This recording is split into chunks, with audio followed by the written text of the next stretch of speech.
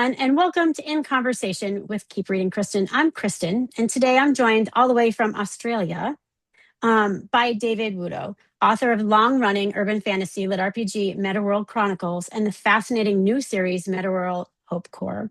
The Metaworld Chronicles began in 2018 and grew from the lost yesteryears of tabletop campaigns into an enormous parallel Earth adventure.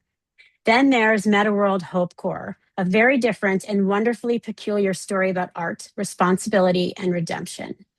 David, welcome to In Conversation. I'm delighted to have you here. Thank you, Kristen. I'm happy to be here. Thank you. So I always begin with the challenge that makes authors question every creative decision they've ever made, and that is pitching your series in 5 words. So could you please pitch Metaworld HopeCore to us in only 5 words? I would say art, hope, better world, optimism. Love that.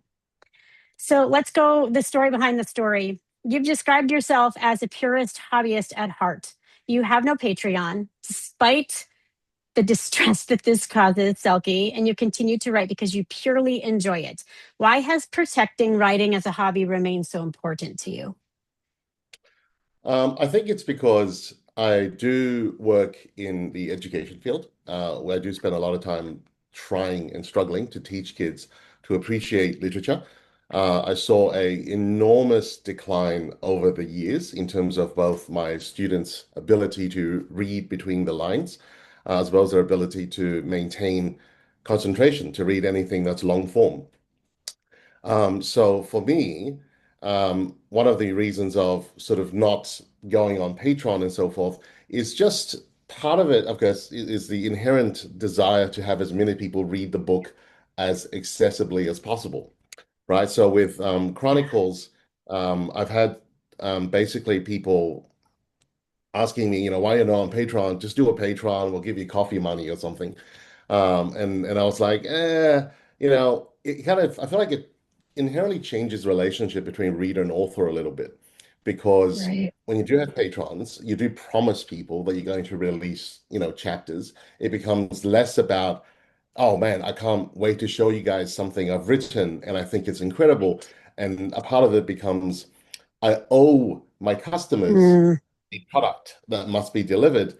And sometimes yes. the product is not ready, but you got to deliver it anyway, right? And that's kind of what it is. So by keeping it off Patreon, and of course, people's been showing me their patrons are saying you could be doing this. I was like, oh, one of these days, maybe in the near future, when I'm thinking about retirement, I'll be like, okay, you know what? Let's just finally do one. But if I do a Right. Patreon book, I think it'll be more with the meta. So, far less about Right. a off-meta optimism in theater, I suppose. I love that. As an educator, I really love that. Mm. That making sure that all your readers have access to. That's really great. So you have a degree in literature. You work with language and literature with your professional life, and you've spent approximately 2 decades as a dungeon master. Which of those identities most influences the writer you are today? The literary scholar, the educator, or the DM? I would say my high school self, because even in high school, because originally when I came to Australia, of course, I was a English secondary language student, of course. So I learned not naturally, I suppose, through my English teachers and so forth, but through just reading as much books as I could. And of course, I had friends who basically piled on me the need to read Lord of the Rings. And you can just imagine the sheer struggle of someone who is an English secondary language student being Right. given, when you're 13, it's like, oh, here's Lord of the Rings. This is the largest book you have ever seen in your life. Trust me, it's good. I'm like, okay. And I'm reading the book, right? And of course, as with most readers, but I guess this would be something even stranger for someone who's doing secondary language English.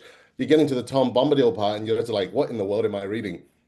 Yeah, Right? And then you sort exactly. of got to push through it to the good bits, and you're like, okay, so there are good bits. They really should have got me to started with The Hobbit, of course. And Yes. then later on, I became a massive fan. So I didn't start off as classic literature. I became a classic fan of the original D&D writers. So we're talking about Tracy Hickman, Margaret Weiss, I think. Yeah, Margaret Weiss and Tracy Hickman, um, R.A. Salvatore, right? The people who sort of did those early TSR Dungeons and Dragons novels. And then from that, I was like, you know what? I could do a D&D thing. So I started the Yeah. Dungeons and Dragons Club, and I actually kept the same group going for 20 years. And at one stage, and this is, very, very much a part of my passion for storytelling. And at one stage, my group, we managed to create an enormously successful D&D group, which was about 60 kids, about 6 or 7 DMs. We would take up the entire double floor of our local gaming store. We'd just invade the place and take over it for a day and a half. And at its peak, we actually had Coca-Cola truck in a pallet of Oh, soft drinks because, as D&D and soft right. drinks come hand in hand. You got the Yeah. caffeine and the sugar to keep rolling. Yeah. And yeah, and we just had our own little sort of convention going. And when that finally wrapped up, people got married, people had kids, people couldn't show up anymore. I was like, I had so much story I wanted to tell, but no outlet for it. And then, of course, I eventually, I think it was a few years after, I discovered Royal Road, and I'm like, this is a good chance to just take some of the Right. notes and just put it out there. Put it out there. I love that. I have Yeah. students, I teach fourth grade, so they're 9 and 10, and I have Mm, students who play D&D, and mm, they absolutely love it. And um, we don't have a club like that at school. So that might be mm. something that we need to do because my son, I think, could run that. I love that outlet, the creative outlet for it. Um, that's pretty great. All right, so let's Thank you. talk about the heart of Metaworld HopeCore. The first one is when AI slop won. HopeCore begins in 2032 in a world that you call AI slop has essentially won. Human creativity has been overwhelmed by synthetic content, while intellectual property has been transformed into a system of control and exploitation. Sounds similar to our world. What made this the future you wanted Lana to confront? I think that the source is not something a lot of people would expect, which is not certainly a literary one or an ideological one. It's actually American sitcoms. Oh, really? And right, you gotta imagine, you gotta imagine this sort of Asian kid, and in Australia, we don't get much of our own sitcoms. In fact, I'm pretty sure they low-key don't exist. So I voraciously consumed the sort of 90s, early 2000s American sitcoms. And we're talking everything from, Cheer to Friends to later on even stuff my wife likes to watch, like Queer Eye and etc. Yeah, And I loved it, right? It was awesome because I felt like that was such a hopeful America, right? There was just this yeah, vibe that everything I would agree. be all right at the end. It didn't matter how crazy the Yeah, situation was, how yeah, damaged these people were. People yeah, inherently, the moral arc inherently turned towards the good, right. and people who were damaged will sort of have their moments. They would recognize their problems and they would choose to do the right thing, right? Yeah, So I watched that growing up, like, all throughout my young adult years, I suppose. And when I was writing HopeCore, I'm like, that would be such a great America, both on a nostalgic level, but also yeah, I feel like it's something that's not really done in not just the lit agreed. RPG genre or progressive fantasy or even urban fantasy, because a lot of the books tend to veer towards like a more dystopian, it's like a more edgy, right? Hmm. And sort of like the hero is not humanity. The hero is the singular good person fighting against the tide of evil, as opposed Right, to the hero is someone who simply needs to bring out the humanity in others, and they'll do it for right, themselves. You don't have to be the one to cash the check. right. So Mm, Lana isn't an innocent person in all of this, in this terrible machine. She actually helped build it and profit from it. then she's given another life and she's forced to generate positive causality. Why'd you choose to tell the story through someone complicit in the problem rather than from one of its original victims? Part of it is the sheer technicality of it. So you needed to have both a system and a character that has essentially access to the vast amount of knowledge that AI inherently provides. And she is, of course, the peddler of the future AI conglomerates that, as we know, is literally chopping up books right now as we speak, right?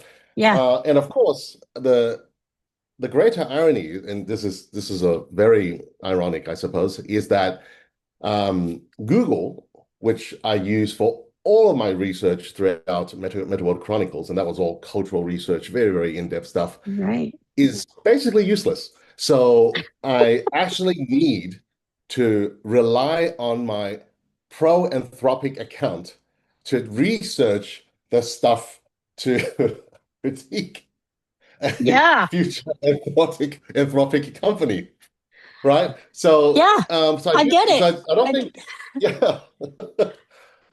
Yeah, So I yes, I don't totally, think. yeah. Oh, sorry. Go ahead. I totally get it. I totally understand. In this world, we're telling our kids, don't use AI for this, don't use AI for this. And then, I'm in my outlier account doing research on how to Mm, be, how do I make this part of my unit plan better? Like all of a sudden we have this switch where AI is everywhere, right? mm. And how do you make it for the good and how do you not? Um, Like I do yeah, believe, and I think I'll definitely write about this at HopeCore at some stage. Maybe we'll meet and outworld Bezos, and Epi can give him the nudge in the right direction. yeah, That I don't feel like readers of the book should read the book, especially the first few chapters, and go, "Oh, the author hates AI." This is an anti-AI book. Let's have that as a stance.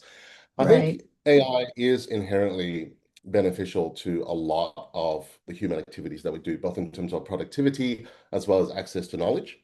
right. Once it stops hallucinating, we'll definitely love it more. Yeah, But some of the stuff I've found through AI is very, very interesting. Like, for example, I'm trying to find some examples of how Epi as a character could help. And it was very interesting because I found a previous American billionaire, and the name escapes me now, unfortunately. But basically, this was the guy who was responsible for building over 1,000 libraries in the US, as well as donating to museums and so forth, right? So he was the billionaire of his time, and right. his legacy was to allow normal people to access human body knowledge, right? Yeah, And yeah, that's an incredible thing to do with both your legacy and your money. And even though yeah, we don't remember his name now, we all benefit from what he had done with the wealth he had accumulated right, from, of course, business ventures. And I don't think anyone at that level of wealth would have been an amazingly moral person. You gotta make some decisions, right, to get to that right. level of wealth. Yeah, And then we look at, of course, the billionaires we have today.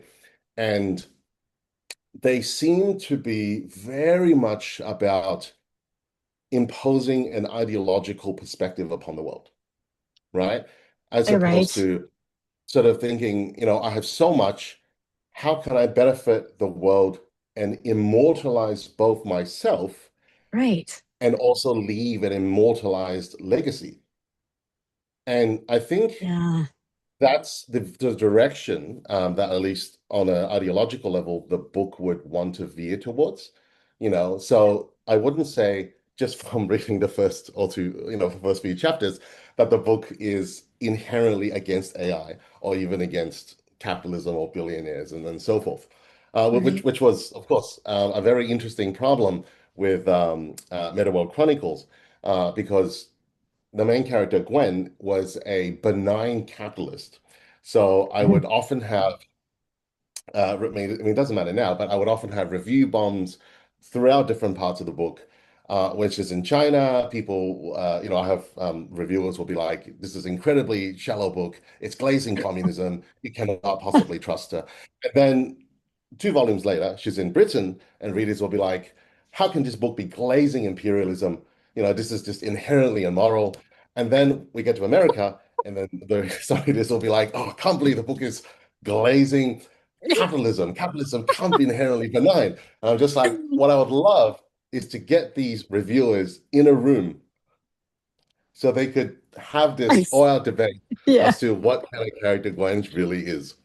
That would be really fun. We should that would That be would a be really good. That would fun be thing fun. to do. Mm. To seek them out. That'd be a blast. Um, I love that. Um, so whose life is it? She wakes up in another woman's body, right? Which immediately raises questions about identity, ownership, second chances. Like, how do you approach that moral complexity of a redemption story? Um, because she's occupying a life that's not really hers. Um, how do you tackle that? We actually have a chapter that specifically deals with this on a philosophical level because I, for some strange reason, decided to do existentialism in university. And basically, I've decided, and this is, of course, a very shallow take. So, if anyone readers listening to this, please don't become angry with me. So the body she takes over is effectively a empty husk. So that's, in my very shallow interpretation, a philosophical zombie, someone who, of course, has a husk with no conscience. And then that takes us to the whole body and mind problem, which itself then gets into the whole I think, therefore I am, sort of argument. Right. And we never quite resolved this, but the character is very aware that she's in a borrowed body, that her time is limited, and this is why her literal lifeline is called Dasein, based on Heidegger's being and nothingness. And she sort of needs to spend karma, do good, in order to prolong the existence, not of her philosophical body, but of the continuation of her own consciousness within that body. Right. And that also becomes the narrative drive to continually seek out ways to do good. Because, as with a lot of lit RPG systems, not only is the system itself a gold finger, but Hmm. the characters would thrill the readers by exploiting a system that is already a cheating system, right? So it's sort Right. of like a cheat on top of a cheat. And Right. that sort of gamification really brings that thrill. And that basically doesn't happen in HopeCore. The system Right. is very punishing every time the old Lana comes up and she thinks about profitability, she thinks about vengeance, she Right. thinks about revenge. And often joke, after you've gone through about 1,500 pages of the book, the only casualty so far in 1,500 pages is two flower pots. Whereas, normally by chapter 20, we would Yeah. have mountains of goblin corpses, Yes. right? Because Agreed. because you need Yep. to max out your stats before you reach the prologue. Right. And that's kind of the big difference, I suppose. Yeah. So the story also draws upon classical literature, popular music, movies, theater, lives of young artists, where many progression stories measure, like you said, advancement through strength and levels in combat.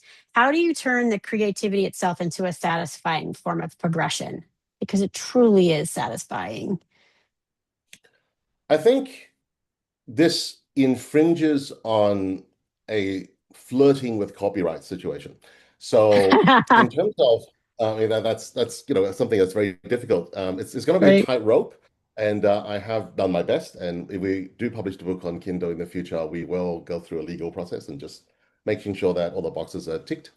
But effectively, for the books and the content that is within copyright, I essentially try to go around it through imagery, metaphors, analogies, as much literary aspects as possible to try and channel the original energy, nostalgia, feelings, and emotions that those texts would have evoked in the discerning reader who recognizes and says, "Wow, that is the feeling I felt when I originally heard that song or saw that film," or evoke curiosity in the unknowing reader so that they would Google it.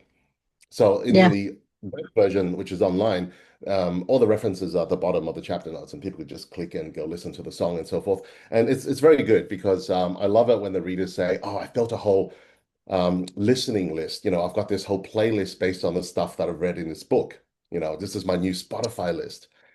Um, the major song, which is the framework of the entire first arc, is In the Pines. And that is an absolutely phenomenal song because Nirvana, of course, made it almost a household name. It was actually Right. originally by Led Belly, but it's a far older song, which is from slavery era America. The lyrics themselves, the original lyrics, have no copyright because there's Oh, no author. It can't be accredited. It has multiple iterations throughout the years. And so I wanted to sort of take that song and apply it to these contemporary situations through the different characters throughout the novel. And that's kind of what I'm both free and not free to do in terms of making all these literary allusions. right. I think the most difficult thing to do, and I do hope my readers understand how it threads together, is, and you can, I should thank my lecturer for this, is threading the three tragedies. So we've got the Antigone, which is, your Greek antiquity. Then we've got Titus Andronicus, which is Shakespeare's slasher. And then we've got The Crucible, and which is, of course, the great American Arthur Miller's classic.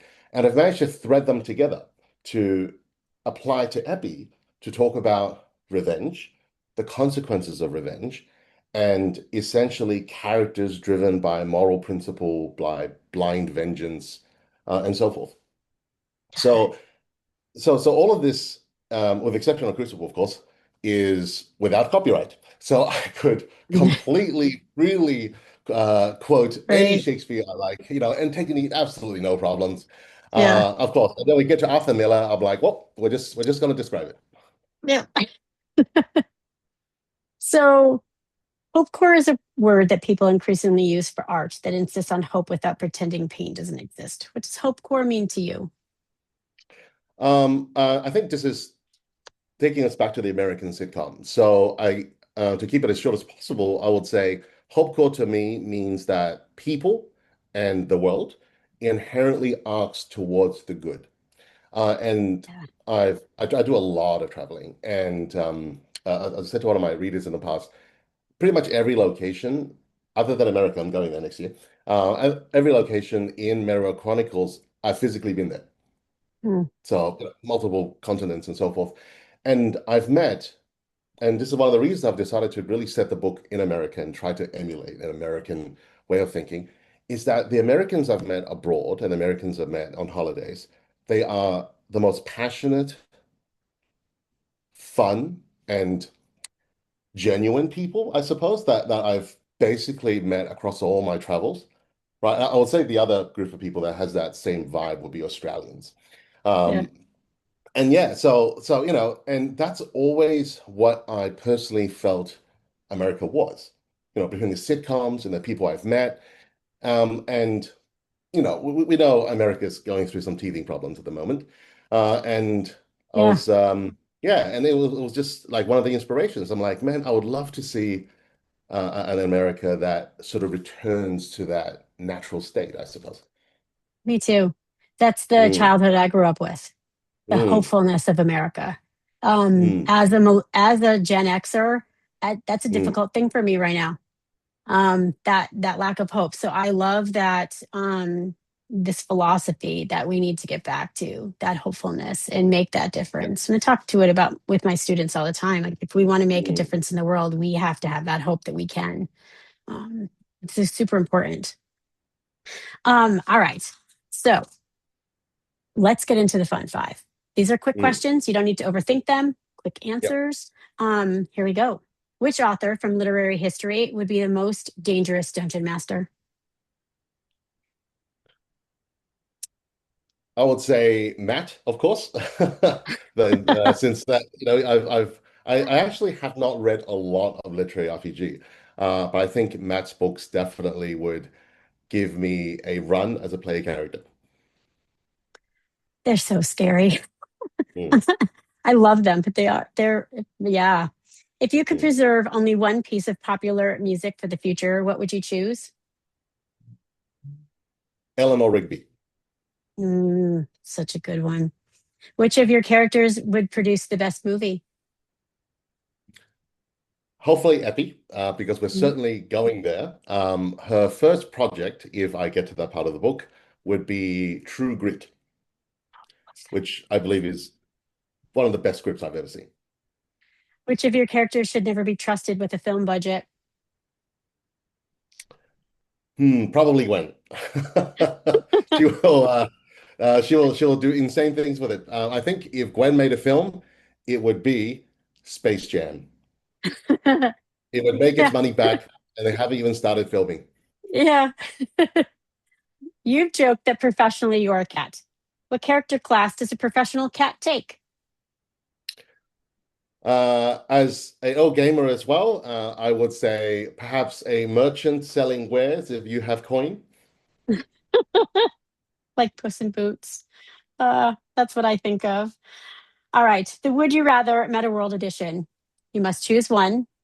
Explanations are welcome. Invoking obscure system language to escape the question is not welcome.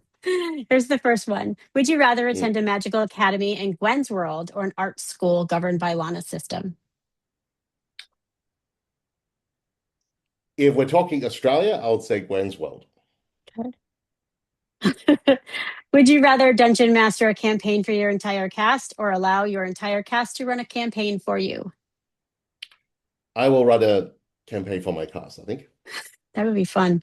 Would you rather Mm. save the last surviving copy of a beloved novel, legendary album, or a classic film?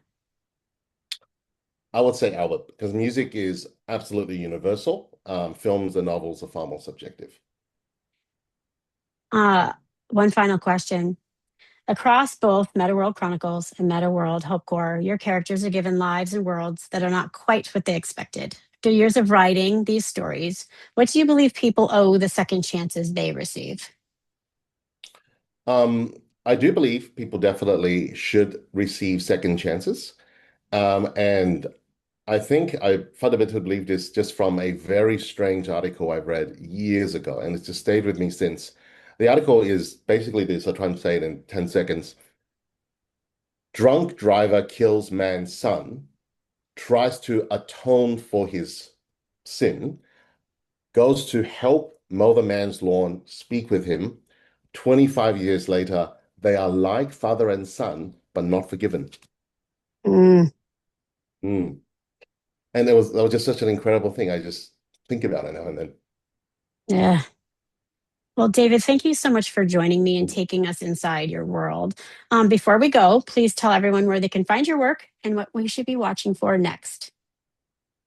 Righto. So Metaworld HopeCore is currently free to read with no Patreon on Royal Road. Just search for it and help yourself. Metaworld Chronicles is up to volume 15, and it is on Amazon and Kindle Unlimited. Nice.